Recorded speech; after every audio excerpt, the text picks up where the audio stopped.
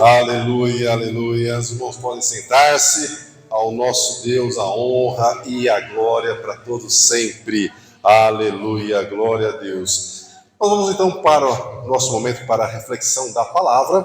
Eu quero te convidar a abrir a sua Bíblia na carta de Paulo aos Tessalonicenses. Enquanto você encontra aí onde está Tessalonicenses na sua Bíblia, vou lembrá-los do tema do nosso ano, que nós estamos então no ano da esperança. O tema para o nosso mês é Esperança em Jesus como marca de vida. E o tema para hoje é Esperança em Jesus nos motiva a amar e a perseverar. Perseverar. Aleluia, glória a Deus. O nosso tema está baseado em 1 Tessalonicenses, no capítulo 1, versículo 3, e também em 1 Tessalonicenses, no capítulo 4, a partir do versículo 10, mas eu vou ler alguns outros versículos para ampliar o nosso conhecimento e facilitar a nossa compreensão. Então, em Tessalonicenses, no capítulo 1, a partir do versículo 1, diz o seguinte: Paulo e Silvano, esse Silvano é o Silas, que você se lembra lá de Atos, no capítulo 16, e Timóteo escrevem essa carta para a igreja dos Tessalonicenses em Deus, o Pai, e no Senhor Jesus Cristo. Dito isso, então o apóstolo Paulo diz: graça e paz de nosso Deus e do nosso Senhor Jesus Cristo. Então, a partir daqui, ele começa a trazer a informação que vai servir de base para a nossa reflexão.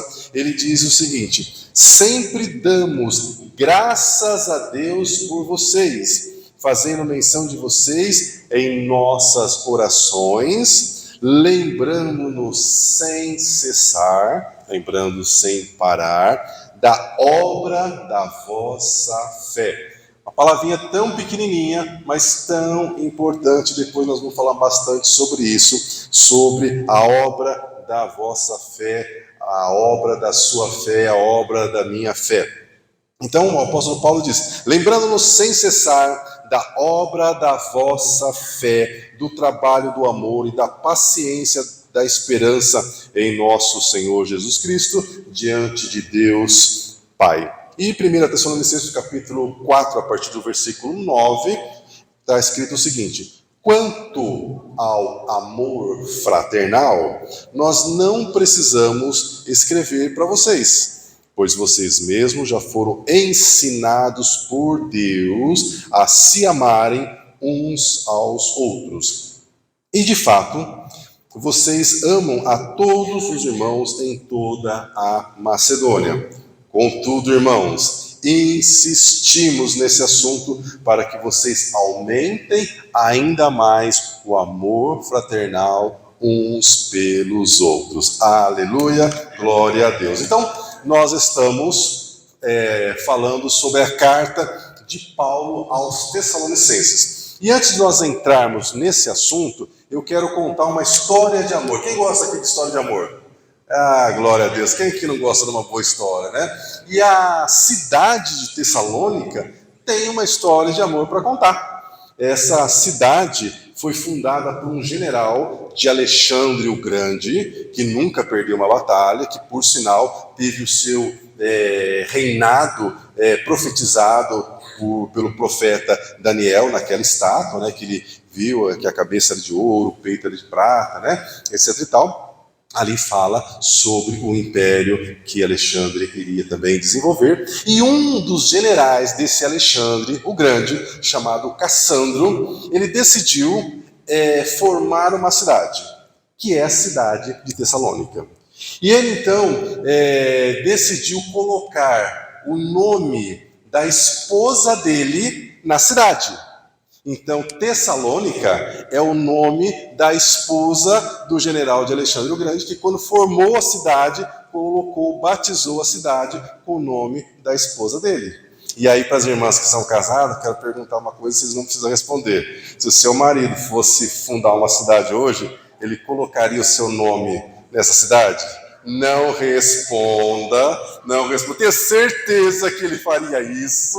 né? Afinal de contas, o jeito que a irmã está tratando o marido, né? Ele não teria outra opção a não ser colocar o seu nome na cidade que ele fundaria. Amém? Glória a Deus. Nem que seja na fé, irmão. Nem que seja na fé. Amém? Glória a Deus. Muito bem. Então, meus irmãos, essa cidade de Tessalônica, como você sabe, então, né, é o nome de uma mulher. Ela tinha, na época do apóstolo Paulo, 200 mil habitantes. E era uma cidade muito importante porque ela tinha um porto, né? E esse porto era um porto grande no mar Egeu, e numa época em que o transporte era cavalo, carroça e navio, né, ter um porto facilitava e muito o comércio entre as cidades, o comércio entre os países. Então, a cidade de Tessalônica era uma cidade muito importante e ela dava um acesso muito fácil de Roma até Tessalônica e de Tessalônica até a Ásia. Então, era uma rota comercial muito importante. E o apóstolo Paulo foi inspirado pelo Espírito Santo, isso está lá em Atos, no capítulo 16, para ir para a região da Macedônia, para pregar lá o Evangelho e reduzindo, né, isso em uma linguagem mais simples, era na verdade uma primeira oportunidade, é a primeira vez que o Evangelho estaria sendo pregado na Europa. Eles estavam saindo daquela região que eles normalmente ficavam e começaram a avançar a pregar o Evangelho do Senhor Jesus na Europa, a começar pela cidade de Filipos. E aí então, quando a gente vai falar sobre a carta de Tessalônica, a gente não pode esquecer daquilo que aconteceu em Atos no capítulo 16 e também em Atos no capítulo 17, porque em Atos no capítulo 16 tem aquele momento que nós gostamos de lembrar, que Paulo e Silas estavam na prisão e eles começaram a louvar o Senhor e de repente, né, o chão tremeu, a porta das prisões se abriram, né, aquela coisa toda. O que a gente não lembra é que antes disso eles apanharam, né? E por aquilo que o apóstolo Paulo mesmo fala, ele e o Silas levaram 39 chibatadas nas costas. Então, logo depois que eles saem da cidade de Filipos, onde eles apanharam e aconteceu tudo isso, eles vão imediatamente para a cidade de Tessalônica. E lá na cidade de Tessalônica, eles ficaram apenas 3 semanas. O apóstolo Paulo fala que ele pregou lá durante 3 sábados, estava indo tudo bem, estava uma bênção, até que o povo, né, que foi orientado pelo inimigo, se levantou contra o apóstolo Paulo e começaram a perseguir o apóstolo Paulo, e ele precisou sair da cidade de Tessalônica, porque ele estava numa situação complicada, né? A gente às vezes começa a ler o texto e a gente não presta atenção nos detalhes. Eu não sei você, né, mas eu acho que todo mundo aqui já teve um machucado, né? Quando você tem um machucado, ele não sara de um dia para o outro. Então, quando o apóstolo Paulo ele sai da cidade de Filipos, depois daquele episódio lá que a prisão, né, tremeu e as portas se abriram, irmãos, eles estavam com as costas toda machucada. Sabe aquela situação que você não pode colocar a camisa que gruda no machucado? Eles estavam naquela situação. Mas ainda assim, eles saem da cidade de Filipos e eles vão para a cidade de Tessalônica. E chegando na cidade de Tessalônica, muito provavelmente, os irmãos perguntaram para ele: mas o que aconteceu com a esposa de vocês que está aí, né, cheio de feridas, cheio de machucados? Então, eles contaram. E aí o apóstolo Paulo ele começou a narrar, a descrever, a ensinar que era necessário que o próprio Senhor Jesus Cristo, o próprio Messias, sofresse, padecesse em função de pagar a pena que nos era contrária. E aí então, depois de explicar isso, ele disse: nós como apóstolos do Senhor, nós também sofremos, nós também passamos por perseguições. E eu imagino que você também passa por lutas, por dificuldades, por perseguições. Eu acredito que alguns de vocês estão trazendo nesse momento algumas feridas que estão grudando talvez na camisa, estão grudando na sua blusa, e as pessoas estão olhando e você ainda está passando talvez por uma situação de vergonha, de dizer que você está passando por isso. Mas nós, meus irmãos, precisamos nos lembrar que enquanto nós estamos nessa vida, nós vamos passar por lutas, nós vamos passar por dificuldades, e o próprio Senhor Jesus nos alertou que nesse mundo nós teríamos aflições.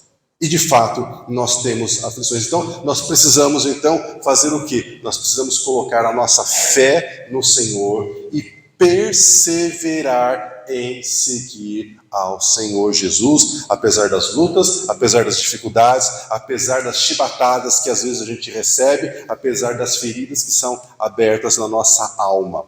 Que uma ferida na alma é pior do que uma ferida no corpo, porque uma ferida no corpo, mais cedo ou mais tarde, ela sara. E ferida na alma, às vezes, para algumas pessoas, elas jamais conseguem se curar. Bom, então nós temos essa situação da cidade de Tessalônica, e a título de curiosidade, a cidade de Tessalônica existe até hoje. Se você quiser viajar para a Grécia, quem recebe aí? Quer viajar para a Grécia? Oh, Jesus! Oh, meu Pai do céu, Sabe que milagres acontecem, meu irmão, minha irmã. Um sorteio, uma coisa aí que você precisa, de repente, acompanhar alguém, Tá valendo, Então, eles não chamam mais a cidade de Tessalônica, tiraram o T da frente, agora ficou só Salônica, E hoje, aquela cidade que tinha em torno de 200 mil habitantes, hoje tem em torno de 800 mil habitantes, e na sua região metropolitana, em torno de 1.100 pessoas. Então, é um lugar muito bonito pela sua localização.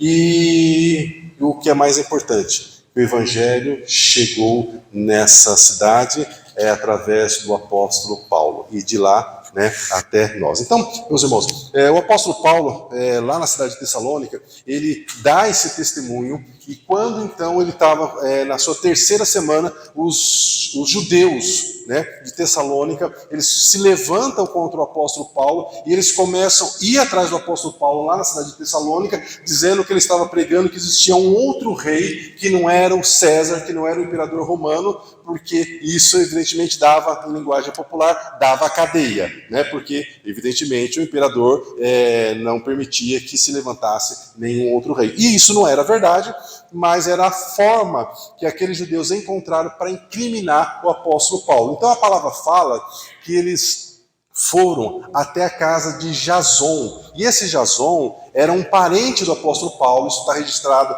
em Romanos, no capítulo 16, versículo 21, e eles queriam então pegar o apóstolo Paulo e prender o apóstolo Paulo, mas ele não estava na casa do Jason naquela ocasião. Então eles pegaram o Jason e algumas pessoas que estavam lá na casa do Jason e levaram diante dos magistrados, diante dos juízes, e eles precisavam pagar uma fiança para poderem sair. Então os irmãos pegaram o apóstolo Paulo e levaram o apóstolo Paulo até a cidade de Bereia.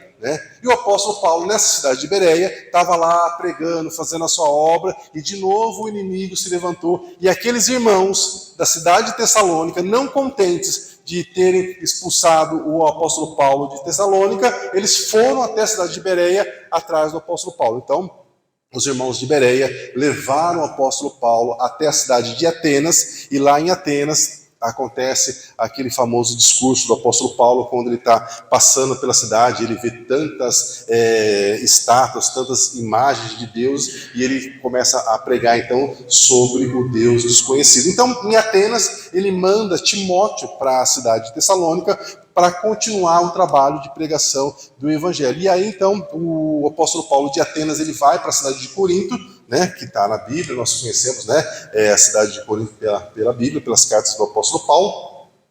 E Timóteo volta da cidade de Tessalônica com excelentes notícias, dizendo que os irmãos, apesar de todas as lutas, apesar de todas as dificuldades, apesar de todas as perseguições, eles continuavam perseverando em conhecer ao Senhor e a viver aquilo que o Senhor tem para cada um de nós. Então, é a partir dessa notícia que o apóstolo Paulo, então, escreve essa carta para os Tessalonicenses, dizendo que ele ficou sabendo, que ele tomou conhecimento do trabalho da obra dos irmãos de Tessalônica. E por que é importante falar sobre o trabalho das nossas obras? Porque o apóstolo Tiago diz que a fé, que a sua fé, que a minha fé sem obras, ela é morta.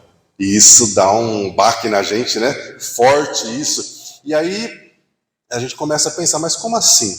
Como é que eu interpreto isso? Bom, a própria Bíblia vai nos explicar como é que nós precisamos interpretar isso, porque nós precisamos colocar a nossa fé em ação. Nós precisamos colocar a nossa fé em prática. E aí, meus irmãos, o apóstolo Tiago, ele diz o seguinte, em Tiago, no capítulo 2, a partir do versículo 14. De que adianta, meus irmãos, alguém dizer que tem fé se não tem as obras? A fé, se não for acompanhada de obras, está morta. E aí ele fala, você acredita que só existe um único Deus? Você faz bem. Mas até os demônios creem nisso e estremecem. Então, o que nós precisamos fazer? Nós precisamos, por causa da nossa fé, ter obras. Nós precisamos ter atitudes que demonstram que nós estamos vivendo em fé. E como é que a gente coloca isso na prática? Na prática, nós temos alguns compromissos que nós precisamos colocar a nossa obra em ação. E a primeira delas é em relação às pessoas da nossa própria casa, as pessoas da nossa própria família. O apóstolo Paulo, escrevendo a Timóteo, no capítulo 5, versículo 8, ele diz, se alguém não cuida dos seus parentes, e especialmente dos de sua própria família, negou a fé e é pior do que o descrente. É uma palavra forte que tem que nos deixar em alerta e a gente precisa começar a se perguntar, como é que está a nossa fé dentro de casa?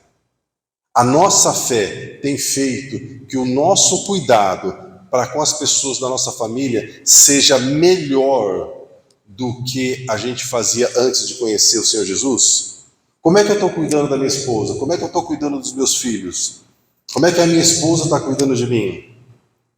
Como é que nós estamos cuidando uns dos outros? Será que nós estamos sendo egoístas, querendo que o outro faça só aquilo que é a nossa vontade? Porque a gente tem que lembrar que agora que nós estamos no reino de Deus, não é a nossa vontade que tem que prevalecer, mas é a vontade do Senhor. E a vontade do Senhor é que nós sejamos servos, né? Que nós possamos servir uns aos outros. Então, como é que está a sua casa? Como é que está a sua família? Você está perdoando quem você precisa perdoar? Você está pedindo perdão quando você precisa pedir perdão? Você está com o coração duro? Você é o tirano lá de casa, a tirana lá da sua casa. Ninguém pode fazer nada, porque senão o tempo fecha.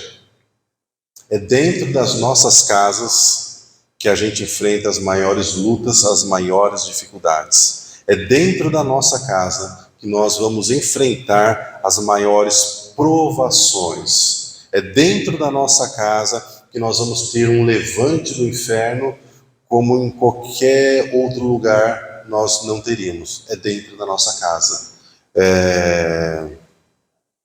Uma palavra que a gente precisa ter no nosso coração.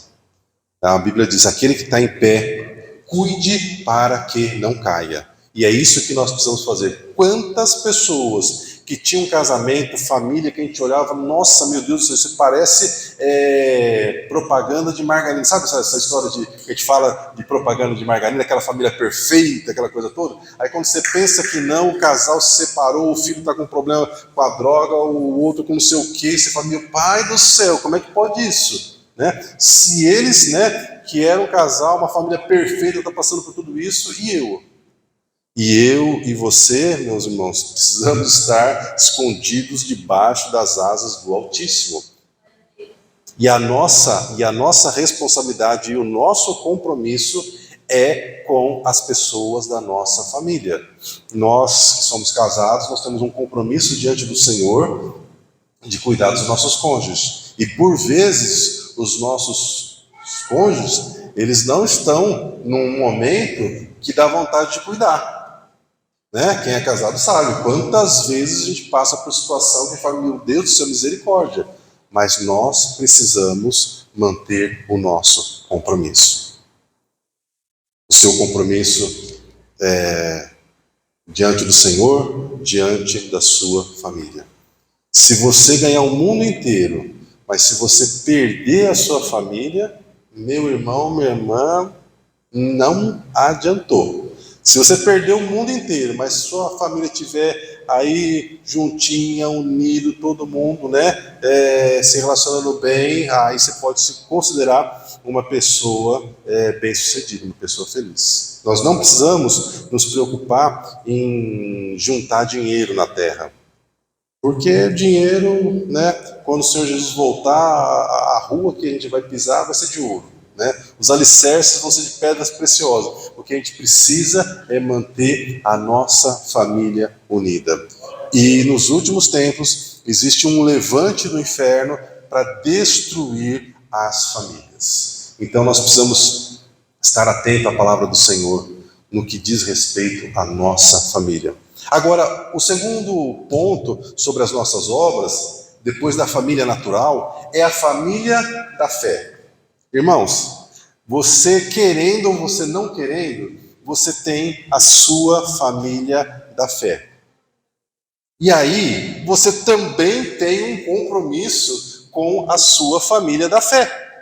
E muitos dos cristãos estão vivendo como se não tivesse esse compromisso com a família espiritual. E 1 Coríntios capítulo 12, a partir do versículo 26, o apóstolo Paulo escreveu o seguinte: quando um membro sofre, um membro do corpo da família, da fé sofre, todos os outros sofrem com ele. Quando um membro é honrado, todos os outros se alegram com ele. Ora, vocês são o corpo de Cristo, e cada um de vocês individualmente é membro desse corpo. Romanos capítulo 12, versículo 4. Assim como cada um de nós tem um corpo com muitos membros, e esses membros não exercem todos a mesma função, assim nós, que somos muitos, somos um só corpo em Cristo, mas individualmente somos membros uns dos outros. Então, meus irmãos, você faz parte do corpo de Cristo.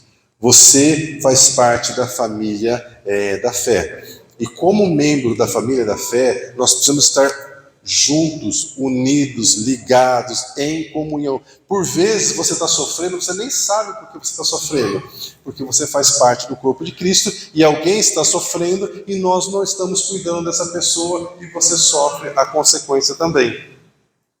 Isso não estava no seu radar, né? Mas precisa estar. Nós precisamos cuidar uns dos outros. Nós precisamos estar juntos. Então, nós precisamos manter a nossa comunhão. Nós precisamos continuar fazendo o que nós fazemos, vir para a igreja, aprender do Senhor, entender qual que é a nossa responsabilidade aqui na terra, para que nós possamos viver, apesar das nossas lutas, apesar das nossas dificuldades, nós vivemos da maneira que o Senhor quer que nós vivamos. E aí então, nós vamos ter uma situação diferente no nosso dia a dia. Mas se nós continuarmos a viver, cada um no seu quadrado, cada um isolado, primeiro que nós somos alvo fácil do inimigo. É fácil para o inimigo nos derrotar. E quando nós estamos unidos, não. Aí já é mais difícil. Então, nós precisamos ter essa compreensão, que nós temos um compromisso com a família natural, mas nós também temos um compromisso com a família da fé. E eu penso, meus irmãos, que no que diz respeito à família da fé, nós precisamos ter umas aulas aqui, uns intensivões, porque nesse assunto nós estamos muito atrasados. Nós precisamos estar mais unidos. Então, eu creio que o Espírito Santo vai trazer esse despertamento entre nós, para que nós possamos estar mais unidos, porque senão sofremos todos nós. Sofremos a família da fé e sofre também a sua família natural. Bom, dito tudo isso, o que nós devemos fazer? Nós precisamos ter um só coração. Nós precisamos viver sabendo que os nossos desejos e as nossas vontades não estão ligados àquilo que nós queremos, mas sim àquilo que o Senhor quer para nós. E aí nós sabemos, né, que a vontade do Senhor é boa, perfeita e agradável, mas nós precisamos nos colocar na posição de viver aquilo que o Senhor tem para nós. Então, qual tem sido a obra da sua fé? Como é que você tem demonstrado a sua fé na sua casa, no seu relacionamento com seus familiares, na forma de tratar os seus familiares, e também como tem sido a demonstração das suas obras através com a sua família da fé? É um despertamento, é uma palavra de exortação, para nós nos lembrarmos que todos nós temos uma responsabilidade no corpo de Cristo, temos uma função no corpo de Cristo. Talvez você diga, mas eu não sei fazer nada. Então vem falar conosco, né, com as irmãs, com os irmãos, você vai descobrir dons e talentos que você nem sonhava que você tinha. E se todos nós colocarmos em prática os dons e talentos que o Senhor nos deu, nós vamos ter uma igreja renovada, diferente, muito mais avivada. E sabe o que é melhor em tudo isso? Nós vamos ter ainda mais alegria de vir para a igreja, nós vamos trazer outras pessoas para cá, e as pessoas, quando vierem para cá, elas vão ouvir uma palavra do Senhor, um louvor do Senhor, que vai despertar nessas pessoas o desejo, a vontade de ser uma pessoa melhor, de investir mais na família dela, investir mais em tudo aquilo que ela faz. Então, nós precisamos ter uma fé viva, uma fé real, uma fé ativa. Não podemos ter uma fé morta. O que é uma fé morta? É uma fé só de palavras, que você não demonstra com as suas atitudes. Nós precisamos demonstrar a nossa fé com as nossas atitudes. Então, meus irmãos, eu quero pedir para os irmãos do louvor voltarem, né? E quero, como disse o apóstolo Paulo, né, exortar, insistir, animar, entusiasmar você para que, no que diz respeito ao amor fraternal, que você invista ainda mais o seu amor fraternal na sua família, na família da fé, para que nós possamos viver tudo aquilo que Deus tem para nós. Existem 3 tipos de pessoas. Existe aquela pessoa que ela sabe o que quer e ela sabe o que precisa ser feito, e ela vai lá e faz. Mas existe um outro tipo de pessoa que ela sabe o que quer, mas ela não sabe o que precisa ser feito. É um problema. E tem aquelas pessoas que elas nem sabem o que querem e muito menos aquilo que precisa ser feito. É um problema ainda maior, mas nós sabemos o que nós queremos, nós sabemos o que precisa ser feito e nós vamos fazer aquilo que precisa ser feito. Então, eu quero incentivar você, pelo poder do Espírito Santo, que você não deixe que o cansaço te deixe desanimado, que o desânimo não te faça querer parar, que as dificuldades com o dia a dia, com as feridas da alma, com as feridas do corpo, com as humilhações que você tem passado, que te façam parar. Não, apesar de todas as lutas, apesar de todas as dificuldades, apesar das injustiças que você está vivendo, que você continue perseverando. Quero te lembrar que José era inocente e ele foi jogado no poço, depois ele foi jogado na prisão. Sadraque, Mesaque e Abednego eram inocentes e foram jogados na fornalha de fogo ardente. Daniel era inocente e foi jogado na cova dos leões. Deus, em muitas ocasiões, Ele não nos livra dos problemas, mas lá no meio daquele problema, lá no meio daquela fornalha, lá no meio daqueles leões, lá no meio daquela prisão, o Senhor está com você, te ensinando, te fazendo vencer essa dor, essa dificuldade, que para mim e para você seria insuperável. mas com a ajuda dele nós conseguimos vencer. Então, quero te convidar a refletir nisso, que a esperança em Jesus nos motiva a amar e perseverar, e é isso que eu e você precisamos fazer. O apóstolo Paulo estava com as costas cheias de feridas, mas ele não parou de fazer aquilo que ele tinha que fazer. E eu e você podemos estar com as nossas feridas, mas ainda assim nós vamos continuar a fazer aquilo que nós sabemos que é a nossa responsabilidade, que é a nossa obrigação. Então quero convidar você a ficar em pé, vamos louvar o Senhor e depois nós vamos orar. Eu não vou parar, estarei no lugar confundido. Eu só te sinto aqui. A vida é mesmo assim. Tantas aflições eu tenho que enfrentar, mas o Senhor está sempre a me proteger. Te sinto aqui. Quando o vento sopra contra mim, os problemas tentam me abater, eu me lembro grande eu sou e enviou. Eu tenho um chamado, jamais vou me calar. Eu tenho um chamado, o Evangelho anuncia. Eu escolhido no ventre da minha mãe, eu sei que Deus não abre mão de mim.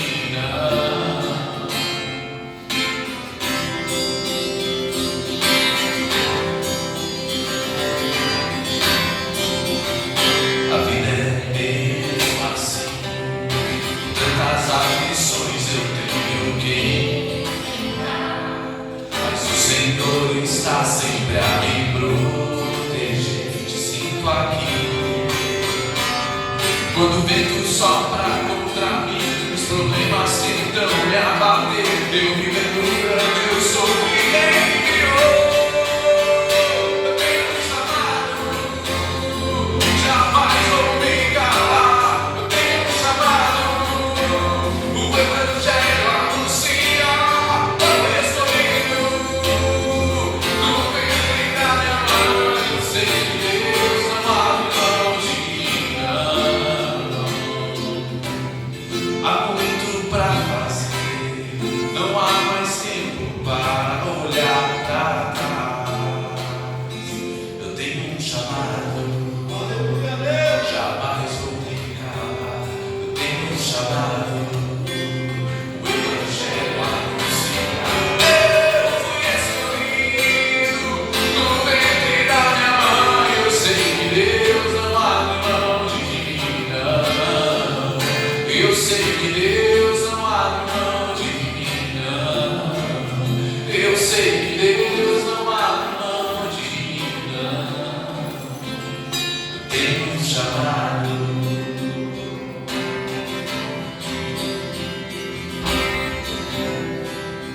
Esse é o grande chamado que eu e você temos, irmãos, de manter a chama do Evangelho acesa, e mesmo em meio às dificuldades, mesmo em meio às circunstâncias difíceis. Se hoje eu e você estamos aqui nessa manhã, nessa igreja, é porque alguém um dia decidiu pregar o Evangelho para uma outra pessoa, e essa outra pessoa chegou até mim, chegou até você, geração após geração, para que essa palavra de esperança ela possa permanecer, para que essa palavra de salvação ela possa se estender de geração a geração, dos filhos, dos nossos filhos. Muito mais do que às vezes uma esperança de uma cura momentânea, de uma situação difícil que a gente possa passar. Existe algo maior que eu e você estamos fazendo aqui.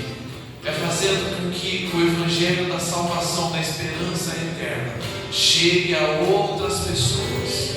E essas outras pessoas passem para outras pessoas a chama da esperança da vida em Cristo, da nova Jerusalém, onde eu e você vamos ter as nossas lágrimas enxugadas, aonde não vai haver mais dor, aonde não vai haver mais pranto, aonde não vai ter mais situações difíceis, aonde nós vamos conhecer como nós somos conhecidos, e os questionamentos que nós fazemos muitas vezes até para Deus, os porquês, Deus, por quê?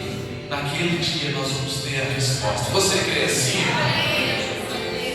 Antes de terminarmos, quero só dizer que os irmãos, as irmãs que ainda não pegaram a cesta básica no final, a Janaína, né, pastor, vai estar ajudando vocês ali. Jana, levanta a mão aí no fundo, por gentileza. Todo mundo te conhece, mas você é uma pessoa tão simpática, então vale a pena a gente vai lá de novo. Então a Jana vai estar lá para ajudar você que ainda não pegou, tá? E vocês viram que mudou o início do louvor aqui, mas é porque o Rogério estava lá tirar foto, entendeu? Não é toda a igreja que é que nem a gente, só tem gente bonita. Tem um monte de igreja que tem gente feia, mas nós aqui só tem gente bonita. Então a gente tem um fotógrafo para tirar foto de você. Você é uma pessoa profissional. Então não vai embora sem tirar uma foto ali para fazer parte das redes que a gente divulga, né? E do nosso histórico aqui. Tem que falar alguma coisa, João? Você chegou ali, Fred? Quer falar alguma coisa? Eu quero orar por você. Porque eu sei que, talvez como eu, você tenha uma semana cheia de desafios pela frente. Talvez não é nem a semana, só de sair daqui já tem uma meia dúzia de leão esperando ali fora. Resolver, né? Então, vamos orar a Deus. Pai, melhor coisa é estar na tua presença, Senhor, junto com os irmãos, Deus. Tua palavra diz que ali onde os irmãos estão em união, o Senhor ordena a vida e a bênção para sempre, Deus. É nesse lugar que nós queremos estar, Deus, em comunhão com os irmãos, na tua presença, Pai. Senhor, mas ao sairmos daqui, Senhor, temos os nossos desafios de família, de trabalho, de relacionamentos. Temos aqui, Senhor, os desafios da vida, Pai. O Senhor disse que no mundo nós teríamos aflições, oh Deus. Eu não sei porque o Senhor disse isso, mas o Senhor disse. Mas o Senhor disse também para que nós tivéssemos bom ânimo. Porque embora nós tivéssemos situações difíceis, aflições, o Senhor venceu o mundo, o Senhor venceu as aflições, para que nós pudéssemos em Ti, Senhor, sermos feitos mais do que vencedores. Em Ti, Senhor. Então nesse momento nós sobrepujamos, ó Deus, toda dificuldade, todo impossível. Nós pisamos agora, Senhor Deus, e elas vão estar, as situações adversas, debaixo dos nossos pés, Senhor, porque maior é o que está conosco, é o Senhor, ó Deus. Então nessa semana, que a tua bênção, a tua mão de poder se estenda sobre as nossas vidas, ó Deus, o nosso trabalho, a nossa família e tudo que vamos fazer, ó Deus. Assim nós oramos crendo no teu poder, que os enfermos sejam curados, ó Deus, que aqueles que têm passado por momentos de sofrimento, Senhor, recebam o conforto do Espírito, o consolo do Espírito Consolador, Senhor, que em nosso meio, ó Deus, possamos perceber os sinais que seguiriam aqueles que crescem, ó Deus. Assim nós oramos, em nome de Jesus, amém. Meu irmão, que Deus abençoe a tua vida, aonde você pisar, que ali seja um lugar de bênção, aonde você colocar a tua mão, que ali prospere, que as pessoas olhem para você e vejam a glória de Deus na tua vida. Vai na unção do Espírito Santo. Deus te abençoe, em nome de Jesus. Vamos dar uma salva de